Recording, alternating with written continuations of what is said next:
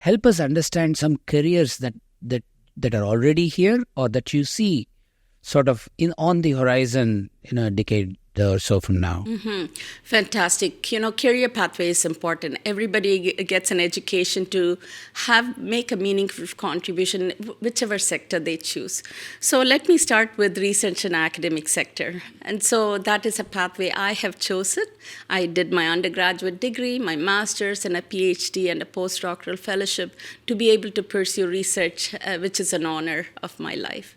You can also choose healthcare related industry. You can work with long-term care or hospital in terms of providing holistic rehabilitation when a person has some form of injury or a health condition. So healthcare impact is really important. Fitness industry is really big in terms of globally. It's a multi-billion dollar industry.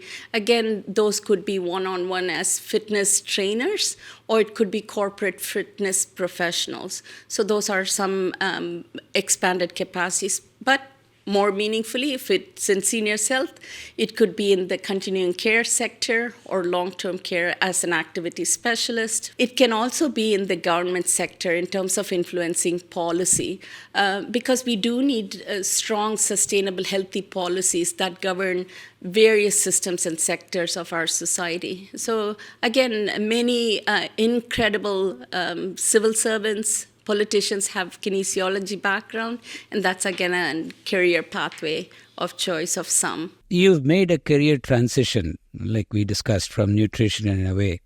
What inspired you to spend the last decade plus of your life focusing on aging and injury in particular? You have published quite widely on falls in seniors. In my own immediate and extended family, I know of such incidents. Help us understand your own inspiration to go in that direction. Fantastic. When I started my career, I was working with athletes. I was using nutrition and exercise modalities to make them run faster, jump higher. And then a bit of a switch happened in my own heart, in my own philosophy. It wasn't as important anymore for getting athletes to run faster.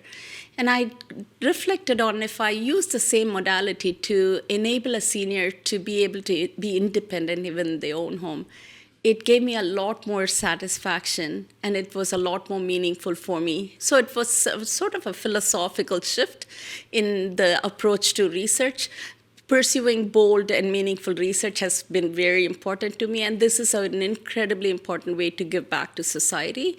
And we reduce falls, we reduce the consequences of falls, not only in terms of hospitalization, but also people develop a fear of falling and become cocooned in their own homes and not enjoy gatherings, not enjoy family events. So it allows for that life to be lived to the extent possible. So it's a really meaningful work for me.